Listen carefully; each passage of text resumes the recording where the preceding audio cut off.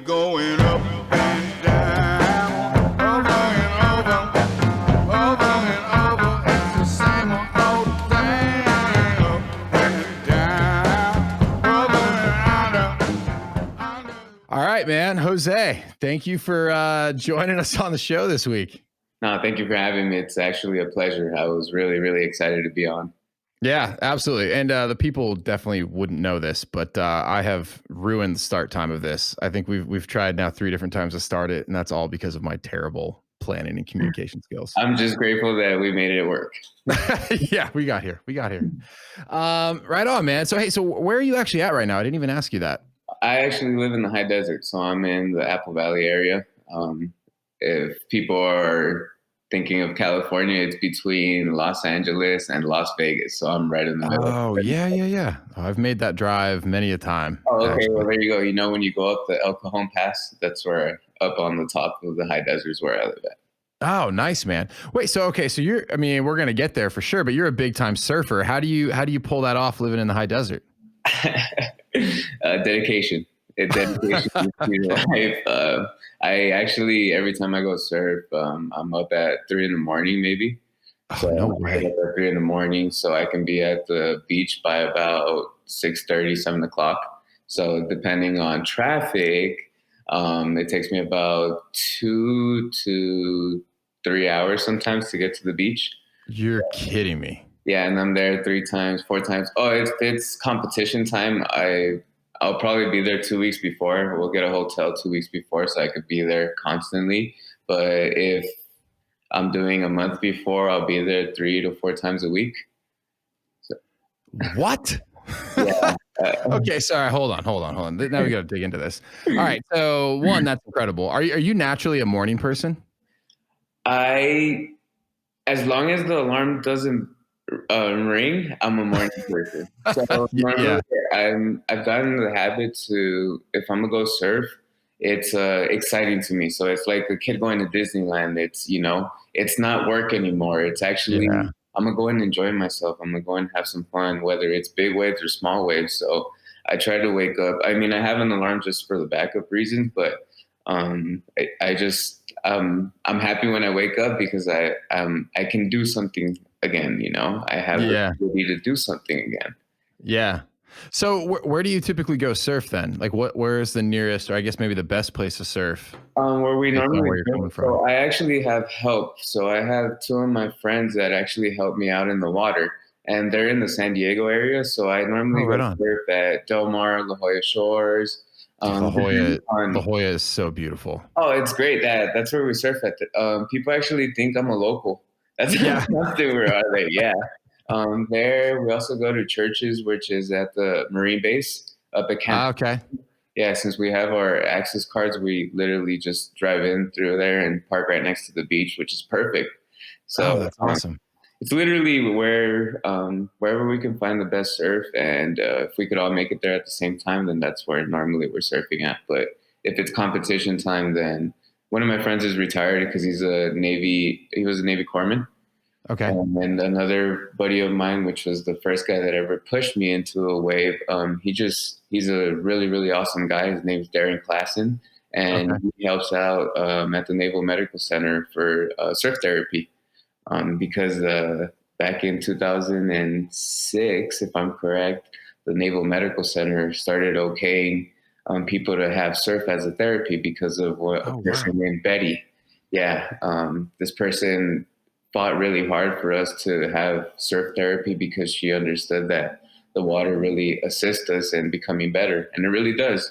If you think about it, I mean, you're waking up in the morning really early, so if you were in the military, that's something that you're already used to. So you wake up really early, but you're not really going to go and do PT. I mean, you are, but you're not in a sense. You're actually going to go and have fun instead of actually worrying about puking because you're exercising way too hard or it's too early in the morning, Once the water hits you, it's kind of like it's just you in the water. So, and because of that, she helped make that a really big thing, and they allowed it, and now it's actually all through the VA that surf is considered therapy now. Oh, that's amazing. Yeah, and that's the reason why I was able to get on my first surfboard, and the reason why I started doing all of this was because I was actually at the Naval Medical Center um, a couple years after everything was established, and Betty really, really pushed me after I got hurt to go swimming first because we had a 50-meter pool. Then she threw me in there. She's like, "Hey, you need to learn how to swim." And I'm like, "What do you mean? I know how to swim." She's like, "You got one arm now. Do you Right. actually know how to swim?" She goes, "You don't even know how to walk right now. How do you know how to swim?" Yeah. Like, and she threw me in the water. And the first time it took me like 3 hours to actually swim 50 meters. And it got me really mad. I'm Oh like, I can man. crawl faster than this, you know? Yeah. And I went back the next day and I just I didn't stop going, to be honest with you. And then like 2 to 3 weeks later, Betty's all like, "Hey, let's go surfing now." I'm like, "What? I look like a little hurt seal. Like I look like an appetizer for these things, you know?" She goes, "Don't worry about it. There's more than enough people out there that could, that end up being a better meal than the shark would choose." And I'm like, "That's what you're gonna tell me?" I did not even that's not even where my head went. Is it like when you said seal, you're thinking like shark food? Yeah.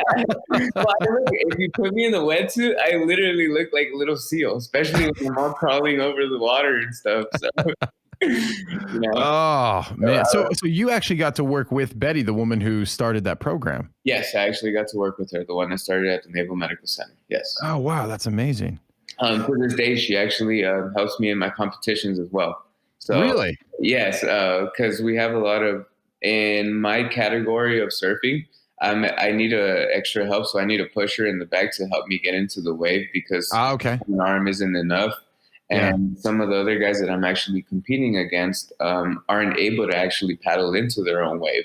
So Ah, I'm in the same category as them, which yeah. is the prone assist category, and we need a pusher and a catcher. And sometimes my other competitors don't have a catcher or stuff like that. So I like to take a big team that I feel comfortable enough that I know no matter, even though I'm competing, no one's gonna get hurt. I don't want anybody drowning. I don't, Right.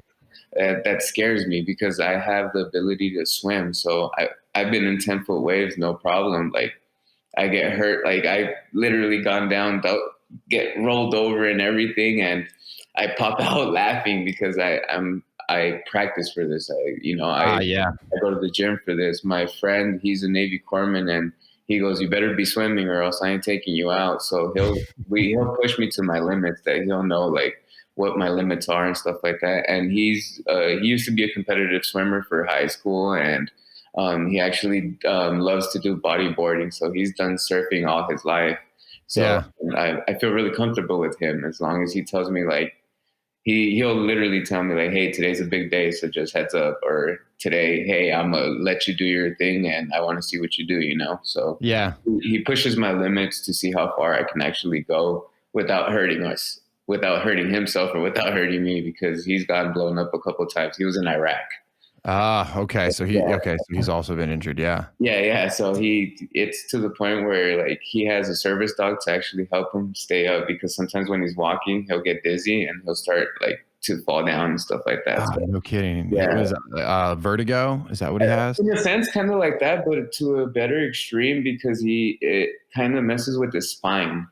Oh, no Yeah, kidding. it's weird. It's really weird. So we've been trying to figure out what's really wrong with him. So, but I feel like since we started competing 2 years ago, 2.5 years ago together, um, he's changed from he used to be this grumpy dude to, "Hey, I love you. I'll see you later."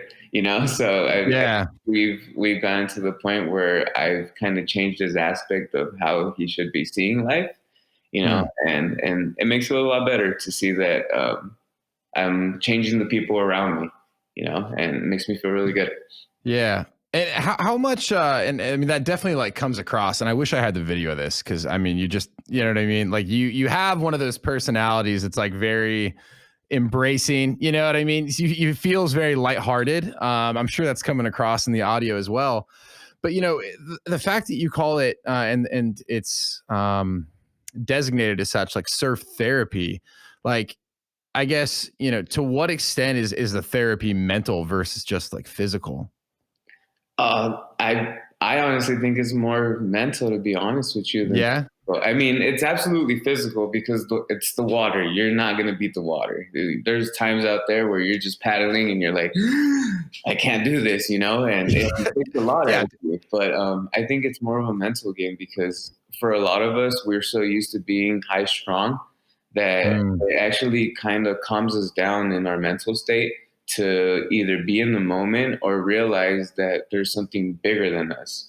mm, We've been so gun ho of we need to go, go, go, go, go. Like everything that we go, we need to like just put our heads down and just keep running. And that's not the key of life. It can't be that way. Sometimes you gotta, actually sit down and acknowledge things for what it is and see which way you want to go. yeah. Sometimes it's you can go this way, but this way actually makes more sense for what you're trying to do. And sometimes not everybody has the same plan or everybody's going to work out the same way. And I've learned that for me specifically, I got one arm. A lot of Right. people will see me walking and they'll still come up to me and ask me, have you tried running? And I'm like, wow, like if you guys would know my actual story that I wasn't when I after I blew up, the doctors told me I'll never be able to walk again. I'm actually missing a hip on my right side. So Oh, wow. I'm a hip dysarticulate on my right side. And because of that, the doctors told me I'll probably never walk again in my life. I, Yeah. I think I'm number one in the world as a triple amputee because I know a couple of hip dysarticulate. I have one buddy of mine. His name's Jay. He's a hip dysarticulate as well, but he's just missing his hip. He has his other arm and his legs and stuff like that. So Yeah. I always like to say, as a triple amputee, I think I'm one in the world or one of three in the world that's ever walked and done all the things that I've actually done. I mean, I hunt, Wow. I fish, I swim, I surf, I do speeches, and I do it all with my legs on. I don't surf with my legs on because they'll actually drown me. But Right. Yeah. that's the only time that I don't have my legs on is when They're a little bit of a liability in the water, I suppose. yeah, yes, but it's too heavy for me. Yeah. And the doctors told me I'll never walk again, and when they told me that, I'm like, there's no way, there's no way. And Yeah. I think 6 months later, I was up actually walking. Oh, wow. Yeah, I So, don't I don't believe what doctors say. yeah, man. Well, good. We're glad you don't. So, I mean, I guess what is it that usually prevents people from being able to walk when they have that condition? Is it just like a pain barrier that you're forced to push yourself through that most people just aren't willing to handle, or like, It can be a variation of a lot of things. Me okay, personally, I didn't have any infections. I mean, I have pains. I get cuts and stuff like that, but I I'm a bit more mobile when I put my legs on, and I can do a Hmm. lot more things when I put my legs on. I can get to certain places when I put my legs on. Like Yeah, I've been to third world countries with no problem because I was able to put my legs on and do everything. oh So one wow, of the main reasons why I started putting my legs on was because the first year I got hurt, they took us out actually diving. And when they took us diving, they were in order for me to get into the airplane, they need to get an aisle chair and they need to put you on there and they need to take you and then they need to bring you back. And when we actually got to Bonaire, which is a small place in the Caribbean, at the end of the Caribbean, there were stairs to go down the airplane. Someone had to pick me mm, up on the aisle chair and take me down. And I'm like, dude, like this is too much for everybody. Like it's for too much for me. It's too much for them. Like, what if they drop me? They're gonna feel bad. Like I'm gonna be hurt. Like there's too much things going on. So because of that, I pushed myself as hard as possible to really try and walk. And yeah, and it really just helped me out to do the things that I actually needed to do to yeah, to be and do the things that I needed to do. I guess yeah, is the best way I can actually say it. So I I felt like if I wasn't mobile, I would have hurt myself. I got hurt at 23. If I would have felt actually handicapped, then it would have been really bad for me. hmm, So yeah. And this is just me, this is me being myself, because even the people around me when I was getting hurt, they were animals, bro. These guys were like, literally, we were all hurt, and we would go to our physical therapy, and then later on after lunch, they would literally close down the therapy center, and you would see all the amputees roll in and pick up all the weights and stuff like that, and just turn off the lights and just start going at it. Like, we had our therapist there to like help us out, you know, because they just wanted to be there to make sure we were fine. But Yeah. because of I had Rangers around me. I had Marines. I had in a sense, I literally recovered with Marines and Navy people around me, because I, when they put me at the Naval Medical Center in San Diego, it was a small unit, and a lot of the people that were just getting there weren't in the situation that I was in. I was actually in Afghanistan. Most of the people were still be at Walter Reed in the East Coast, but because my family was in the West Coast in California,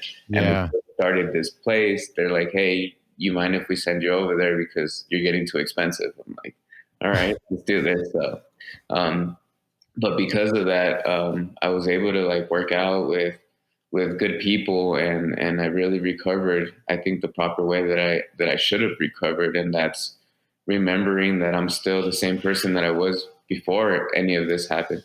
Yeah. Oh man, that's amazing. And I know you guys are just savages. So I can imagine everyone sneaking back well, in to work out. Meanwhile, the average person is like, being like, oh, I got to go to the gym today. well, you know, I really, it's crazy to say this, but I brought that attitude back out of me after I started competing. The first time I competed, I never even ranked. Hmm. I didn't win anything. You know, I got kicked off in the semifinals. I'm like, no, like, don't do this, you know, like and to be honest with you, all I could think of was my Sergeant Ames's voice, like, because he was so on top of us. Like, we don't lose. Every time we entered a competition in the military, we would win our competitions. Yeah. It didn't matter what happened the night before. It didn't matter what was going on in our lives. We were not going to lose. And that was something about us. And because I was instilled with that from my sergeants in the military, when I lost that first competition, it just like burned in my heart. I cried all the way home, but I Yeah. stayed there to applaud for the guys that did win and the ones that did, you know, make it. So, and I told myself that the next time I was going to be up there. And after that, before this, I was scared to go to the gym. And after I lost, I told myself, I was like, all right, like, that's it. I don't care if people stare at me. I don't care if, you know, people are looking at me the wrong way. If they come ask me questions, like, I'm just going to go for it. Like, I'm just going to go and do my thing. Like, Yeah. because of that attitude again, like, I just manned up and just did the things that I needed to do and started going to the gym again. I've been going every day for an hour and a half, like 2 hours sometimes if I can. Like, depends how much my arm could take it. And you know, I think about them like people are in the gym for 2 hours, but they're doing different parts. You know, they got two arms, That's a two legs, great point. and I'm literally just one arm like the whole time. And I try to do stuff on my right side as well, but it's very minimal, you know, as well. I actually just started seeing that I could push with my leg on my left side, because I'm all the way to on my left side. I'm missing all the way up to below my knee, so I have about this much after my knee, Ah, okay. and I'm using my prosthetic. So the other day I was like, all right, I can do hamstrings. I was like, all right, so I started pushing, and I started seeing. I was like, all right, we can do this. Like, I want That's amazing. you know, and I want to be complete. Like, Yeah. I don't want to have a body part that's not as strong. Like, I can't have something that's weak. You know, Right. I don't know if surfing will ever hurt me so much that I need to be as strong as possible, or I just want to Mm. make sure that I'm not lacking, you know. Like, if someone says, "Hey, we need to run this way," like, all right, I'll make sure I'm there too, you know. I'll Right, figure out right, right. how to get there. But personally, I think it's just trying to do your best every single day. I mean, that's the fact that we have a body, we have the ability to every day change something about it, and even our brain, our physical mind. Hmm. The fact that we don't actually acknowledge that, and we don't actually see how strong we can become. I think there's something wrong human mind or body. So I Hmm. definitely, whether it's not mentally, if you're not a person that likes to go to the gym, then show me how smart you truly are. You Yeah. know, I know a lot of people that just can't do the gym, but they're not big. They can just like walk. They're physically good, but they're mentally strong. They're so mentally strong, And Yeah. I think you either have one or the other, but if you can have both, then you're in a whole another playing field, So I, Yeah. I want to push myself. I want to see how far I can go because these doctors told me I'll never be able to walk again. So I'm Right. And showing them what's possible and what's not. yeah. And now we're ripping out hamstring curls. Yeah. They said you couldn't walk and now you have jacked quads. That's oh man, it seems like for you, I mean, just in talking to you, it's just the mental barrier is something that it seems, at least where you're at today, like you push through, and it's not a matter of like, can I do it? It's a matter of like, all right, I'm going to do it. Now I just need to figure out how. Exactly. See, and I've gone to a lot of places, and again, because of the fact that I can walk, I get into some trouble sometimes. Sometimes I'm in the bathroom and I'm like, all right, how am I going to do this? And I'm all looking around. And then my wife goes in there. She's like, how'd you do that? I'm like, I just figure it out. The thing is that I've understood that as other people might be playing checkers, I'm playing chess. Hmm. 'Cause everything's so easy. I mean, when you were born, you start figuring out that you can crawl. So you start Mhm. crawling. Eventually, you figure out that your legs are strong enough to hold you up, and then you start walking. Yeah. And it's an everyday thing. So, I guess my sense right now is me figuring out how to lift myself up and walk because I'm still at the crawling stage. I mean, Yeah. so it's figuring out things here and there. Right before competition, I'm gonna tell you this much. I, I was in the hotel room and they didn't have a handicap bathroom. So Ah. I had to figure it out. And my wheelchair kind of didn't fit in between the bathroom to get into the shower. So I grabbed an office chair, put it in the shower in the little area, pushed myself through there, got in the shower, showered myself, got everything ready. When as I was jumping off, I slipped somehow and I actually Ah. cracked the back of my head and I had a big old bump. Oh my! And this is right before a competition This too. was like 2 days right before 2, 3 days right before competition. And I'm like, oh my God. I was seeing stars, like the little birds that came out and everything. And my wife's all like, you're lucky you didn't pass out and you were out there by yourself. I'm like, Oh. well, there's something wrong with me because I never pass out. A bomb couldn't even make me pass out. Put it that way. Really? Oh yeah, I remember every single thing. I literally stepped on my I.E.D. Yeah, yeah. If you don't mind sharing, yeah. Oh, absolutely. So on a random March, I think it was March 3rd, 2012. We were out on a mission in Afghanistan. And Um, how long had you been in the army at this point? 2 years. Okay. Yeah, we had just gotten into. No, we were 5 months into Afghanistan. 4 months, Okay. 4 months into Afghanistan. And this Yeah, is 2000, is this 2000 12. like 12? Yeah. Okay. Yeah. Yeah. We were out in Afghanistan in Kandahar. We were just on a mission. It was a simple mission. All we had to do is make sure that no one gets hurt. We had these locals that needed to build the road, but they kept getting shot because I guess the other people didn't want them to build it. Hmm. So all we needed to do is just protect them. We're like, all right, cool. But they told us that the night before they saw people digging around there. And I'm like, all right, cool. So there might be something out there. And they're like, yeah, there might be something out there. We don't know what it is, or it might just be that they were just out there. Yeah. So we ended up taking a bomb squad with us and we ended up driving out. And we took the bomb squad out. They searched everywhere where they said that this might be where these guys were squatting around, and they cleared everything. We were just fine. So we were walking around and we were stationing. We were positioning ourselves where we needed to be at. But where we were positioned at, it didn't have a lot of coverage for us. So, and then we were kind of up on the little hill. So Okay. if we would have stayed there, we would have gotten hurt really, really bad. I mean, all of us would have gotten really hurt really bad. If we would have started taking contact or anything like that, we would have been hit fast, and all of us would have been hit.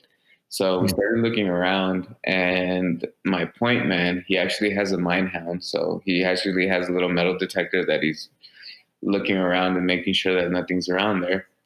He started walking around to another side to see if we can actually position ourselves there. When we started walking around, we were actually getting our stuff ready and to move around again. And all of a sudden, we hear an explosion go off. And I look to my left, and there's this big cloud of dust, and we hear our point man screaming. And when I hear him scream, I literally look over to my guys. I turn around, and as I turn around, I see my sergeant saying, at least in my head, I saw them like nodding their head saying like, let's go get him, you know? So I remember grabbing my backpack.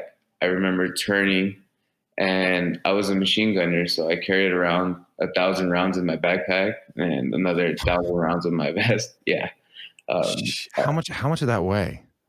An extra 130 pounds, maybe like something like that. Wow. Yeah. Yeah. that was on the right day. Yeah. Okay. Yeah, because we were only going out for one day, so we didn't have to carry much.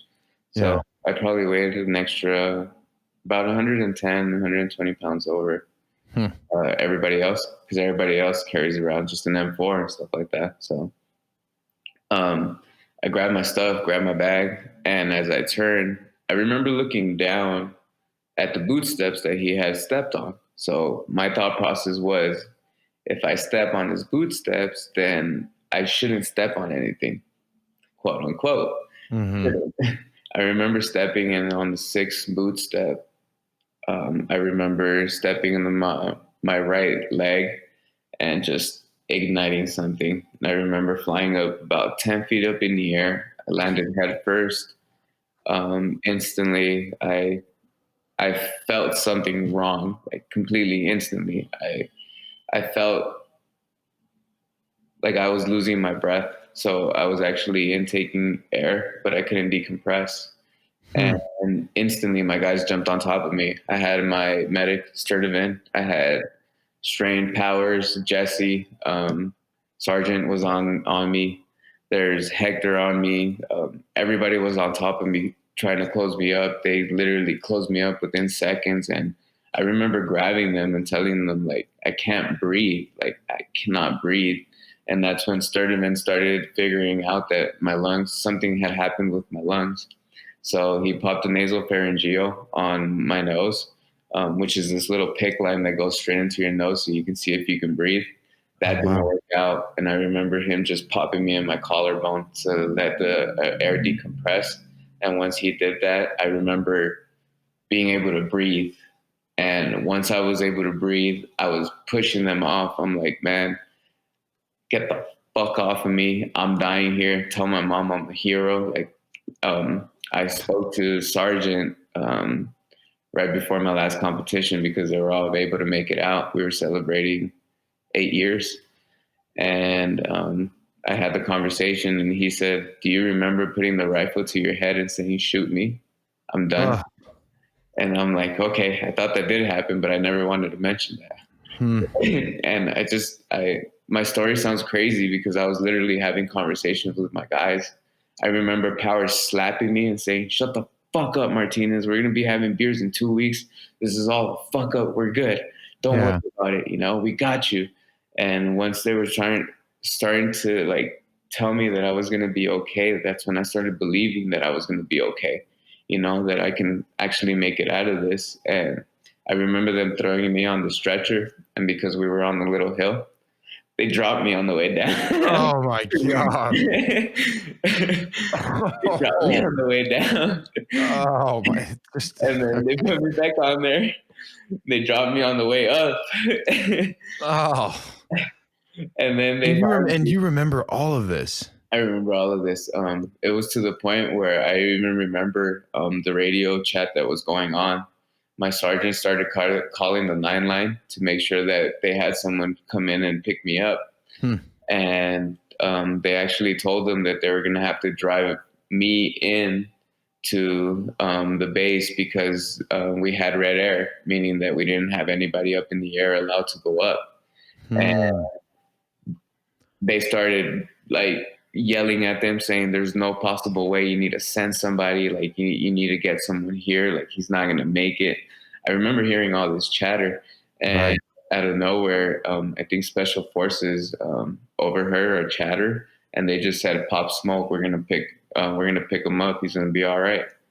Like Wow. I remember that, and I remember them coming down, picking me up, and once they put me on the helicopter, I remember grabbing them and telling them that I'm hurting, that I need pain meds and stuff like that, and they just told me, "I got you. We'll get you safe to where we need to get you at."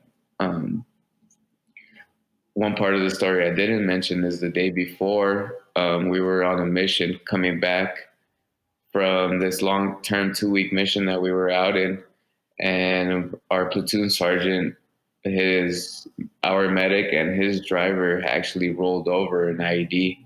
So Oh my my. platoon sergeant was already at the base where I was about to land in. My platoon sergeant heard that something was going on. Gracefully, all three of them were okay. They were just getting checked to make sure that they can continue on. And when he heard chatter, he waited to see who was dropping down, and me and Sergeant Harris are really good friends. I mean, we're all really good friends, but we had a really special connection. And when he saw me, I remember him just saying, "I'm sorry."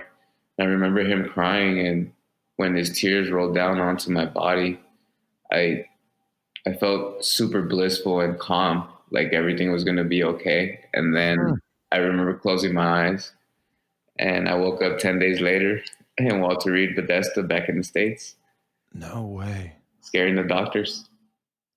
So did you, so you were in a coma? I guess I was in a coma. Wow. They told me that they were trying to fly me into Walter Reed, Bethesda 3 or 4 times in the helicopter, and they had to bring me back down because every single time I was about to die on them, or I did die on them. Yeah. Oh Um, my God. yeah, so it was a pretty severe case. Um, I I was stitched up pretty much from my right arm all the Yeah. way across my stomach. I had a colostomy bag. I lost my right side on my hip. I lost my left leg below the knee. I lost a finger. I don't know how. Oh man. I mean, this almost seems like a stupid question. Like, did you? It sounded like you kind of did. Like, did you know the gravity of the situation Yes, as all this was going on? Like, you knew the extent that like you I were really hurt. I knew it was extreme. I Yeah. I knew that this could have been the end. To be honest with you, I thought it was going to be the end, but Hmm. I don't know if it was my friends, if it was just my will to want to live, or I'm a fighter. I've Yeah. been fighting all my life. Like I was born in Compton. I never had a silver spoon to myself. My dad was a bad alcoholic that left my mother and I when she was pregnant with my little brother. I didn't grow up with any real male figure that has helped guide me properly, at least throughout my whole life. I've had my uncles, my godfather, like I've had people here and there. But Hmm. my stepdad's awesome, amazing, amazing guy. He actually quit his job after I got hurt to take care of me. Wow. But yeah, yeah. So he wanted to make sure that I was going to be good for the rest of my life. So he Yeah. did his job and just made sure I was good. And um, I've I think it's because of the fact that I like to tell people I'm retarded. I don't know how to die. I don't know how to roll over and die. That's not a trait of mine. I just don't know how to stop. And I think that's the best thing that I can have as a trait is the fact that I have that mentality of I say when. I'm not gonna Hmm. ever let anybody dictate my life. I'll never let anybody dictate when they're gonna say they can kill me or whatnot. Like, Yeah. in a sense, I'm still winning. You know, the bad guy didn't take me out, and if anything, it made me tougher to kill now because I'm a smaller target. Oh, that's such an amazing perspective. I mean, for you, like, where does that fighting spirit come from? Like, had that just have you just always been wired that way? Is it a product of your environment, like you said, like some of the stuff you had to overcome? I think the product of my environment. My dad was really abusive to my mother, and all I Mm. can remember him was beating me and my mother up. So the only thing I ever been knowing is to protect. So I had to Yeah. protect my family. I even growing up, I have to protect my friends. Like I've made sure that I guess all of us never ended up in gangs. Like all of us never ended up somewhere where we weren't supposed to be. You know, Yeah. my cousin actually graduated from USC. He got kicked out of his house at the time that he was looking to go in there, and or I think he was already just transferring in, and he got kicked out of his house. So he ended up living with me, Hmm. and he actually finished and graduated college at the year I got back. When I got hurt, I actually got to see him graduate. So I guess it's always been wired in my head, and even going to school, I had good teachers, but then there was teachers that would doubt me. Like I was a really Hmm. smart individual. Um, I graduated with honors in AP from high school, and I actually graduated a whole semester early. Oh, So wow. yeah, so right after high school, I was working for a staffing agency, and I was doing human resource work. So I was a manager a human resource manager as a staffing agency, Ah, making good money. Yeah, unbelievable. yeah. But I think it was always the fact that people always doubted me. Like, so I guess Hmm. when I woke up, I woke up like, all right, let's do this, you know? Like, if you're gonna wake me up, if you're gonna keep me alive, like, I'm ready. And the doctors told me, like, you probably never walk again. I'm like, what? Like, that makes no sense, you know? So I guess that was kind of like them telling me you can't. So I'm like, all right, we'll watch you. I can fly now, you know? Yeah. And I guess that's always been my mentality. I guess just because of product of my environment, you know, Yeah. I don't like to hear no for an answer. I even as a kid, like when I was 18 and I was already living on my own and stuff like that, and I had a little bit of bad credit, and people were like, "Well, you can't have this." I'm like, "Well, money buys everything." So I started understanding that if I had a lot of money, then I'd be good to go, you know. So Yeah. I would work really hard for what I wanted and stuff like that. So I guess it's always the mentality I've always kept. I know if I work hard for whatever it is that I want, whether it's me becoming the best surfer in the world or me just wanting to walk because that's what I want to do, I have to work hard at it. I can't just think like, all right, I'm just gonna get up and do it. You know, it doesn't work that way. Like I gotta Yeah. apply something to it. Gotta apply some dedication, some work to it, some habits that are gonna actually make me become a better person every day. And that's little things that I've slowly placed, and even to the point where I've got with my wife and everything got even better because now I can focus even more on the things that I truly want. And she helps guide me to like, hey, I'm thinking of this idea. And she's like, well, why don't you put it this way? Or you think this would help you better? So she's always pushing and driving me. Like even before this, when I first started going to the gym, I'm like, I'm scared. Like I'm really, really scared. And she's like, well, what are you scared of? I was like, well, people are looking at me and they're like, people are always going to stare at you. So what? She goes, go and make friends. And slowly I've made big, giant friends at the gym now. So it makes me feel cool. And big guys come up to me like, hey, what's up? Like, yo, what's up? You know, so it's I guess placing the proper things in front of you so you can actually achieve the goals that you want are also a big key element to keys in life and achieving whatever you want as an athlete. You know, Hmm. I mean, if you think about it, every single thing that you place yourself, if you place yourself with someone that you don't really confine in or you could click with or you can really tell you everything that you're truly feeling, then why are you with that person? And B, how are you going to become yourself a better person with that person next to you? Yeah. So I think it's everything that we do for ourselves is going to help us guide to where we want to be at. Yeah. Well, now this when you said you're a fighter, it makes a lot more sense. man, I mean, there's just so many like amazing tidbits in there. I feel like someone could probably write a book off that last section. But understanding, you're clearly a very special person, right? But I have to imagine that, like, even for the strongest of individuals, that recovery process just must have been so trying. Like, to the extent that you want to share. But what I would be interested, is like, how did you mentally kind of like push through and come out the other side to kind of be this, if I may, like we just met today, but like seemingly like really well dispositioned, incredibly positive, inspirational person. Like, was it a tough journey to get back to that point? Well, to be honest with you, I'm still working on it every day. Mm, I have to work on positivity every day. I have to work on not angering myself. It's a practice that I try to practice every single day.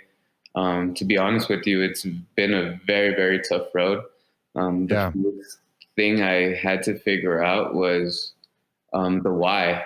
So after I got hurt, I always kept asking why. Like, why me? Why didn't you just take me? Why, I was ready to die. Like, Right. I literally should have died. Like, why didn't you take me? Mm, And I kept asking why, and eventually I stopped asking why. And I'm like, man, this is the cards that I've been dealt. Let's do this then. Like, so it's something that I had to literally sit down and figure myself out and figure where I honestly had to sit my ass down in the corner, go through my whole life and understand the reasons why I get mad, why I get aggravated, why this, why that. And I started realizing that a lot of the reasons why came from childhood, my hmm. childhood trauma.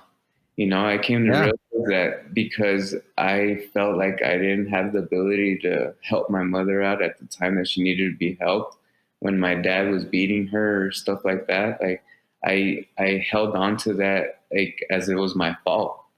And Hmm. eventually I had to let all of that go and realize that if I kept holding on to that, then I'm not just going to hurt myself. I'm going to hurt my wife. I'm going to hurt those around me because I'm going to keep pushing them off, thinking that this is the way I'm supposed to be because I'm a protector this way. And no, like that's not the way you're supposed to be. You're actually here to help and love, and show that empathy, not sympathy. I like to show empathy because Yeah. I like to, I don't understand other people's positions because I've never been in their positions, Me but I would neither. like to think that I can put myself in that position and say, I understand why you feel this way. And if Mm, I could put myself in that position and that other person, then I can see which way I can help them. So I think it's because of the fact that I've looked at myself in the mirror and really said, okay, this is what's wrong with me. This is what's wrong with me. This is what's wrong with me. And then started working at it, not just poke myself, but actually look at myself and say, okay, if I fix these things, then I'll become a lot better. If I stop being so angry, then I'll be a happier person. right. So if I start practicing positivity every morning, every single day that I wake up, just to be grateful to wake up. And to be honest with you, I really feel so grateful every day because, again, I get the chance to make a difference in my life and maybe make a difference in someone else's life, And if I can do that, I understand that that's the reason why I'm alive. So I can make someone else's life a lot better, a lot happier, a lot to let them know that they're loved. There's a Yeah. lot of people a lot of kids that I speak to when I go to the high schools, and a lot of them feel like they're by themselves. And I tell them that my dad was an alcoholic, and then they start opening their eyes. And then I tell them that my dad was abusive, and then they really lock in with me because some of them are being abused at home and they don't feel what's that they're by themselves, like someone else can't help them out. And this is what I tell them. I'm like, you know what? You're not there to be someone else's abusive child or parent or there to help someone else when they're being this way. But what I can tell you is that this is going to end soon. And I promise you that you'll get a lot better once you understand what's going on around you. You Hmm. know, unfortunately, a lot of parents make the bad decisions of being with someone that is hurtful. And then in Yeah. return, when they have children, guess who gets hurt? Is the children. And I've been a product of my environment, and I want people to understand that you don't have to be a full product of your environment, you know? Like I've made a big change in my world. The fact that I've been able to help so many people around me.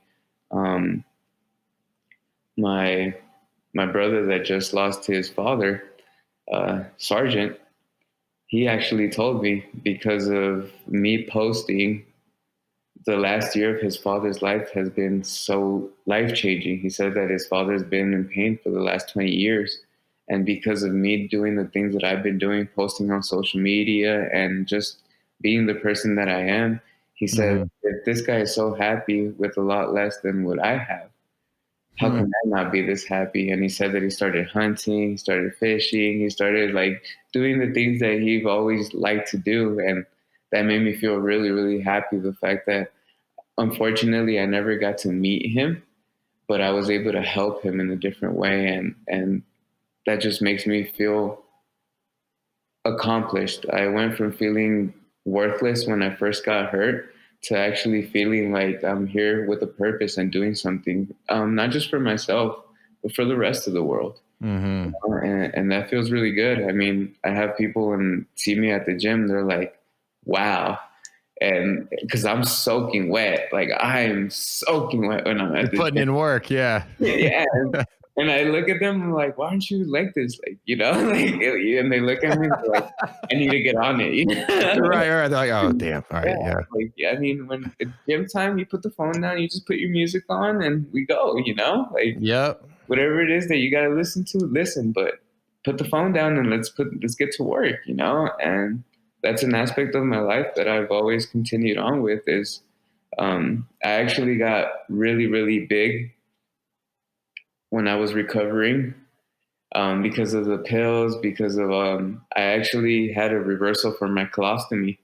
It actually went bad. I couldn't eat for 3 months. So my wife, which was my girlfriend at the time, was injecting me with nutrients and liquids and stuff like that.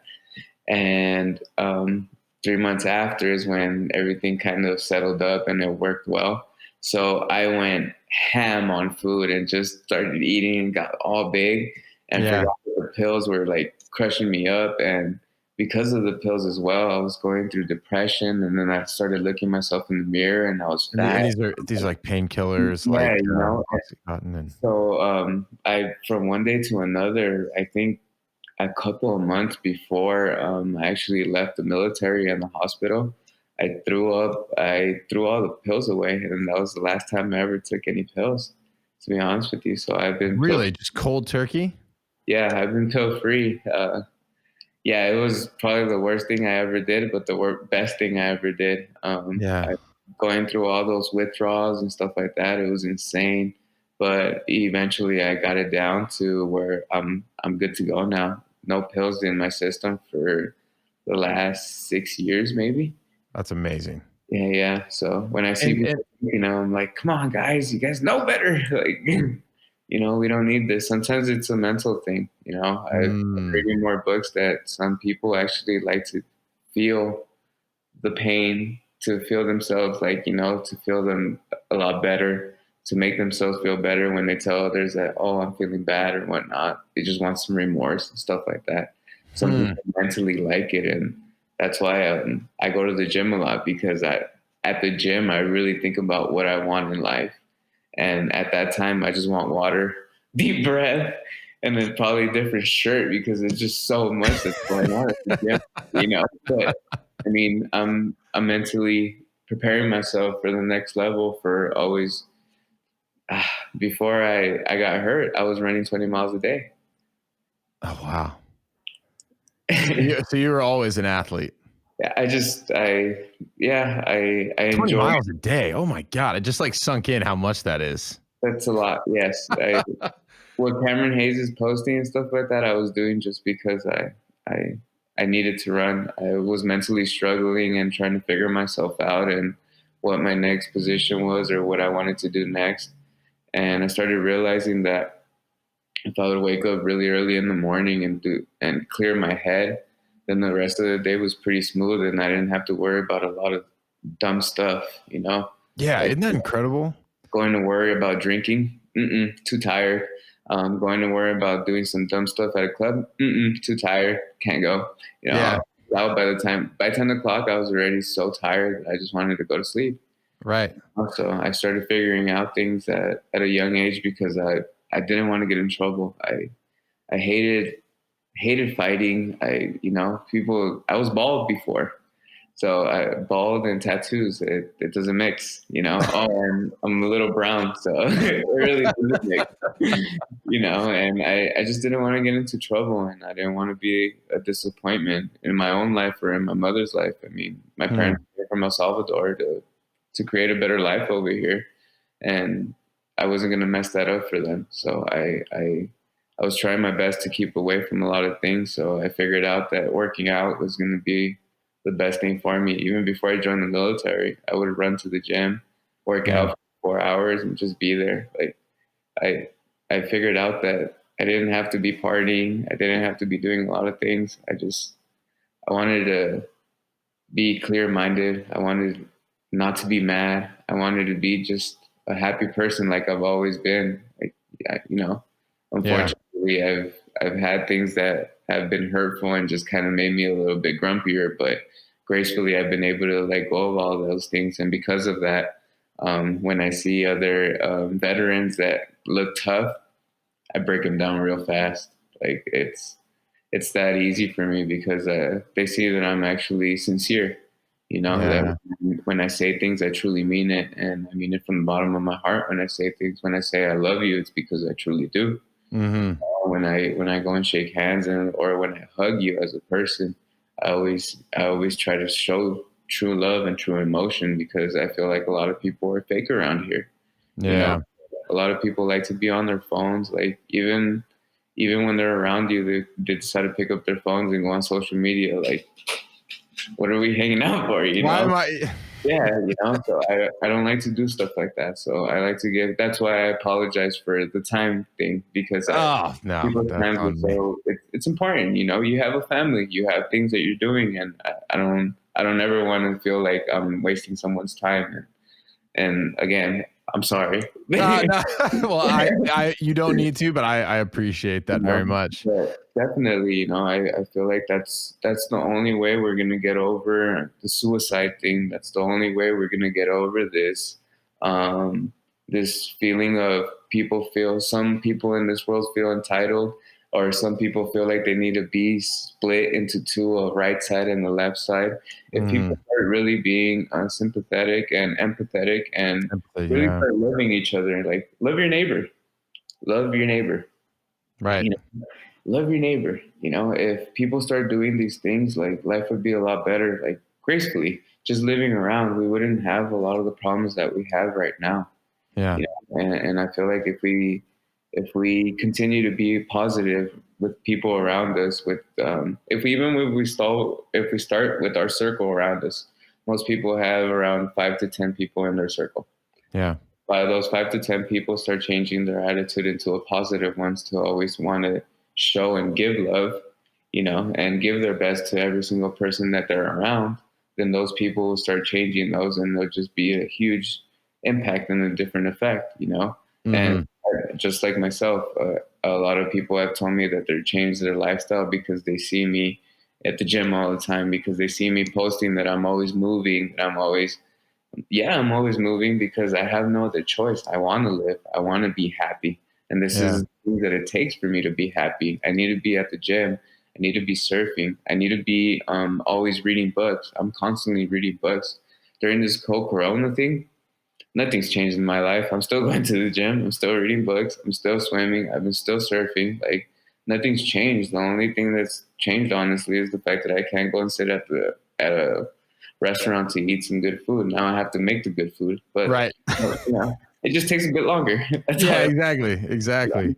Dude, But I feel like you nailed it. It's empathy, right? It's like taking the time to put yourself in someone else's shoes. And even if you haven't directly experienced it, it's like trying to understand what they could be going through. And it sounds, I mean, what's coming off is like, from there should come like compassion, right? absolutely, Like some understanding, like you're saying, like love your neighbor. I feel for you, it sounds like there's so many opportunities in your life where you could have taken the other path. You could have chosen to be angry. You could have fought everybody. You could, you know what I mean? Like, I'm, This is what I tell people. I'm gonna tell you this. yeah. The whole world would have been okay with me being in the wheelchair or in the couch for the rest of my life. Hmm. But I'm not okay with that. And that's something wrong. That there's something wrong with that. That the world would always be okay with someone like myself to be in the couch and not doing anything for the rest of their lives. Yeah. You know? And that's why I do what I do, because I travel, I do things on my own, and I have a big truck. Like when I go hunting, I take my big truck and I don't have any controls for it. I literally drive with my prosthetic, because Oh, okay. I don't I'm not handicapped. The only reason I have that thing so I can park closer. You know, and that's the thing. Like, if people start understanding that we have to hold ourselves to a higher standard, like what happened to holding ourselves to a higher standard? Mm, We're here to be the best, the best. If we're going to be better than the last century, than the last past, then, you know, we've all seen it crumble, and we're yeah. going the same route. Why don't we change something about that? Why don't we hold ourselves to a higher standard? Everybody. Imagine Yeah. if everybody was out here walking around holding themselves to a higher standard. Everybody would either be geniuses or would have the best bodies in the world. And I will take that world any day. Yeah. Any day, you know? I Do mean, you ever get frustrated knowing, I mean, even if we just focus on like the physical recovery that you've had to will yourself through, I mean, does it get frustrating to watch people, you know, and I feel guilty of this too, but like living below their potential? Do you know yeah, what I mean? Or like yeah, taking the easy route? Like, yes. It's it used to bother me more before, a lot less now. yeah. I would even have, sometimes my boys would be right next to me and they're like, he didn't do anything. Why is he crying? Like, you gotta understand, they don't come from the same place we come from, so they don't understand certain things the certain way we do, you know? Yeah. So that's what I tell people. Like, it's bothersome sometimes because I know that they have such a bigger potential, but they don't see it in themselves. And Hmm. that's what I'm here to do, is to give them that, hey, I see you, I know you have it in you, and you got this. And I felt like anybody that has actually came up to me, or anybody that I've spoken to, has actually grasped that.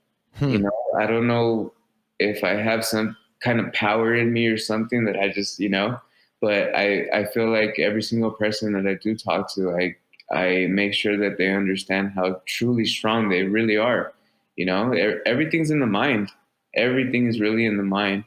You know, if you can make sure that you can see it. I mean, when you go to the gym, you see a lot of people just visualizing themselves in the mirror doing what they're about to do. A lot Hmm. of people, when they're doing deadlifts and stuff like that, they visualize themselves doing it before they do it. And then, Yeah, that's such a good point. you know, so I mean, why don't we do the same thing with everything else that we want in life? Why can't we just visualize what we want? We can visualize ourselves with a six pack. If we don't want a six pack, we can visualize ourselves barrel chested.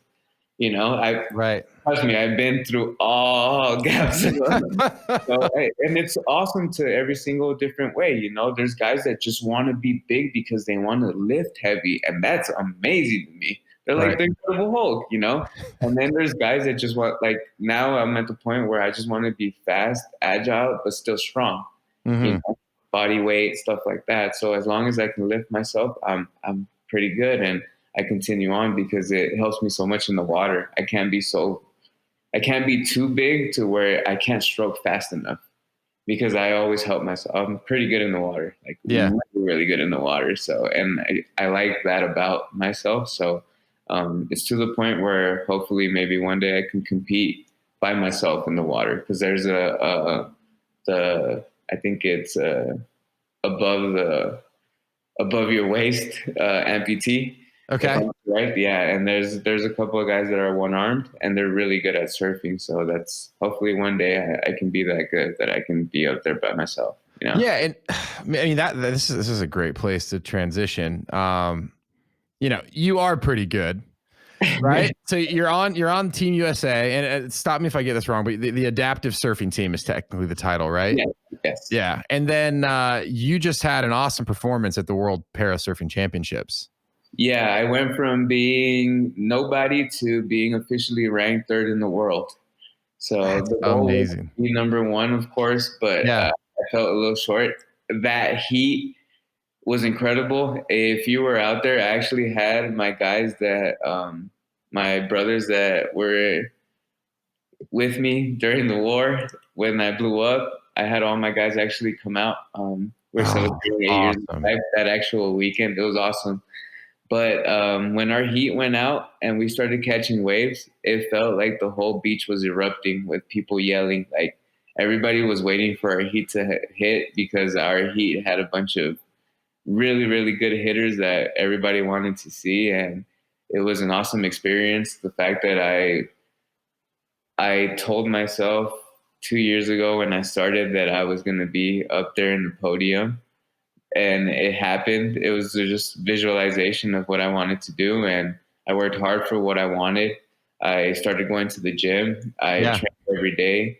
I started understanding what the water was saying to me, so I started reading it better, and I started going surfing 4 or 5 times a week. Like I've actually camped at Camp Pendleton before just to catch some waves the next day because it was so good.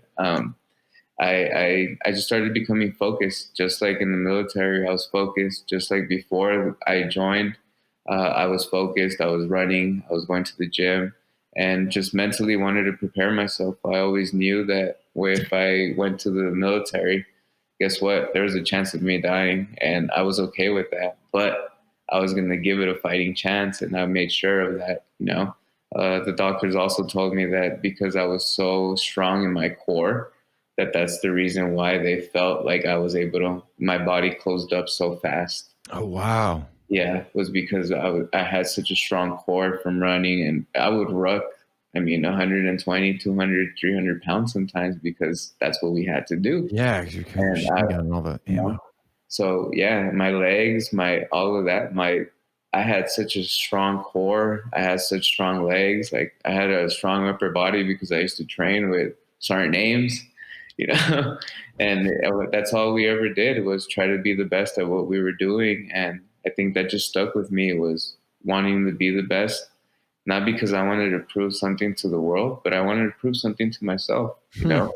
Yeah. The Well, more the more and more I do these competitions, I realize that it's not even just for myself anymore, because I compete with kids that are paraplegic, that have all kinds of different things. They're the future, and I want to make sure that they're the reason why I started competing because they were doing something different, and hmm. I want to make sure that this gets so big that we'll always have a future for those kids that feel like they'll never have an opportunity to become a world champion or anything like that. Like, there's absolutely no disability in this world. Hmm. We have the capability of doing anything. Doesn't matter what you think is wrong with you or what the world might say is wrong with you. As Right. long as you can talk to us and say, "Hey, I want to do this," we'll make it happen. And that's all I've understood now as the more and more that I compete, that I share this hype with people and I share this stuff. Like I've won awards for being the most stoked, and, and I love Oh, it God, because that's a fantastic I award. love to share. I love to share this energy with people. I'm so happy. The fact that we have an opportunity to show off to the world, like how cool we can be, like that's awesome. Like who wouldn't want to be out there and just be happy and show how dedicated we truly are because we are athletes. I don't see Yeah. ourselves as not being athletes. And if one day we can get these younger kids getting paid to do these kind of things, that would be amazing. A lot of these kids have these thought processes of wanting to be actors, wanting to be sportsmen, wanting to be all kinds of different things. A lot of sports that they can't play, but guess what? There's a lot of sports that are being developed now through adaptabilities. We have hockey. One of our captains, she actually won first place at the world's title event here in the ISA World Surfing Championships, and the week before she won the hockey championships in Canada. Oh, wow. Yeah, so I mean, and she's in a wheelchair as well. She was a Marine helicopter pilot, and she got this thing that started paralyzing her body. So she had to adapt and overcome, and she's a champion now in two different sports. It's amazing. It It is really is. amazing. And the fact that I've been able to share this with the world, the fact that I get looked at more and more. Billabong started sponsoring me with wetsuits. It's been pretty amazing. I never thought that I would be on Fox News sharing my stories and stuff like that. So it's been an amazing roller coaster ride is what I like to say, because I've even through all of this, I've had ups and downs. I've fallen mentally. I struggle with, I don't know how good I will be to be first. That's always a thing behind your head. Like as a competitor, you want to be the best. Yeah. And that's something you're always worried about, of how hard you're going at the gym. Like, and if you go too hard, you hurt yourself a week before, like, then what, and so all these things come to your mind. So the struggle is honestly more here than anything else. Like, and as long as you can visualize it and make sure that, there's a greater outcome at the end, the journey is amazing. I mean, the struggle is part of everything. You wouldn't be who you are if you didn't fall, if you didn't hurt yourself, if you didn't understand certain things of when you did fall. Yeah.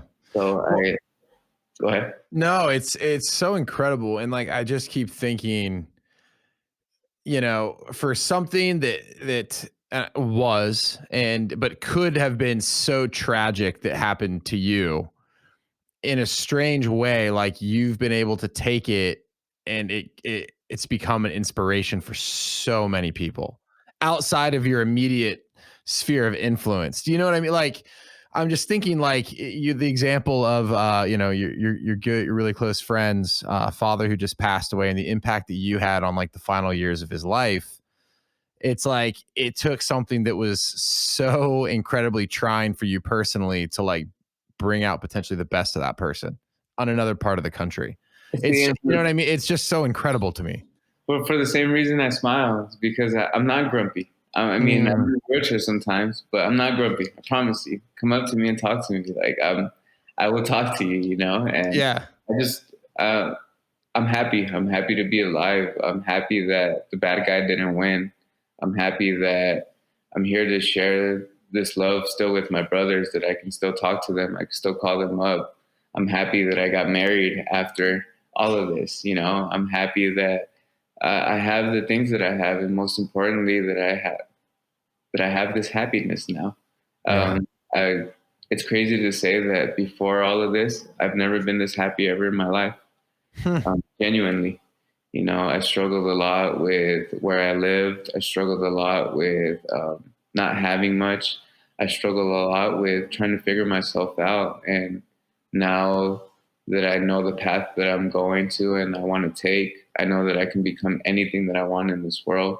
And I'm absolutely blessed that I get to do these things and I get to help others. I started a nonprofit organization because I wanted to help others as well. Yeah. Can we talk a little bit about that so people can just be aware of what you Yeah. guys are doing? Absolutely. It's called Four Season Fighters. You can find us at fourseasonfighters.org. And what we're doing is we're helping veterans out, taking them out hunting, fishing, just getting them out in the outdoors. But it's not just veterans. I made sure that I wanted to take out first responders, police officers, like the people in our community that continuously help us, and we never really give thanks properly. And I know that firemen also have a big suicide rate.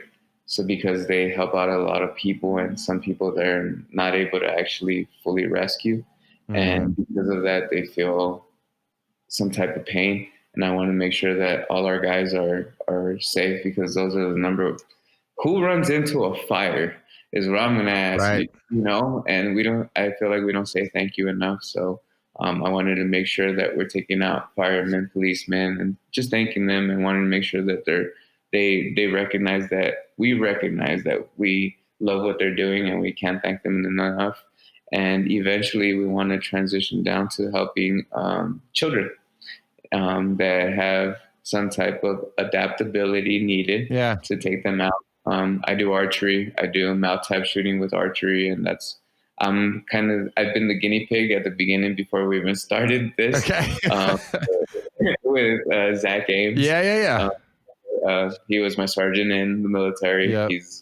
He's the one that we've been doing all of this with, and two other buddies that we started this with, and we hunted with them, and I was kind of the guinea pig of this to see if we were able to take out, like, they figured if they got me to go out there and do some of these crazy things, then we should be able to take someone with about the same thing. If not, we'll figure it out, you know. Right.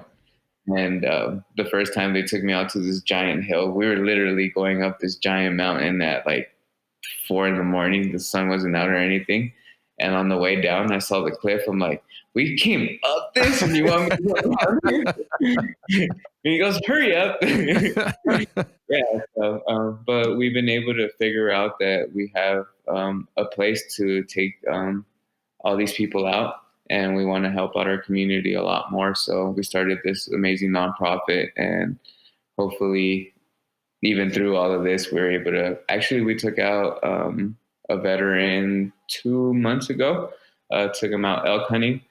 He was Iraqi and an Afghanistan veteran. So we were able to take him out, and he had a great time. He was able to harvest his meat. And what we do is we give him the meat, we give him the mount and stuff like that, so they have food to take back to their family and their friends. Oh, wow. That's actually how I got started. I actually got started hunting after I got hurt. Oh, wow. I never knew about hunting. Yeah. Yeah, I never knew about I guess not a hunting. lot of hunting happening in Compton. Yeah, Less opportunity Yeah, to absolutely. hit the great outdoors. Once I figured it out, I fell in love with it, and I went from hunting deer to elk to turkey, pheasant. I hunt it all as long as it's edible. I got a bear tag one time. I was grateful I didn't see it. I don't know how I felt about killing Yogi the bear. Right. But it's just me personally. Right. That's you know? where we draw the line. Yes, but I will kill a cat though, because there was a mountain lion that came into my house and almost killed one of my dogs. Whoa. Yeah. Mountain lions are terrifying. I wasn't okay with it before, but now I think I'm down to take one out, because I understand why my friends and their ranch, they're always, the minute they hear a cat or see prints, it's on. It's on. Yeah. So I'm like, I felt bad at the first time I heard it, and then a couple of times after, I'm like, oh, I understand why. Yeah. Like, go get them. They start taking down family members, and yes, oh yeah, they take down everything, Yeah. and they're telling me that they even they actually play around with sometimes they don't even eat the meat Right. that they kill. Yeah, so there's just to play. Yeah, to just exactly. show off, I'm like, what? They're mean. Yeah, man. But gracefully, because of what another nonprofit has done for me, I wanted to do it in return for others as well. So we started this, and it got me hooked. It has me still living on this earth, still wanting to wake up and wait for deer season, for elk season, and we want to give these guys an ability for them to have something to look forward to. Yeah. So hopefully we have the capability of doing that through all of this, and hopefully we can become very big to where we help most of the world and disseminate this the suicide problem. Yeah.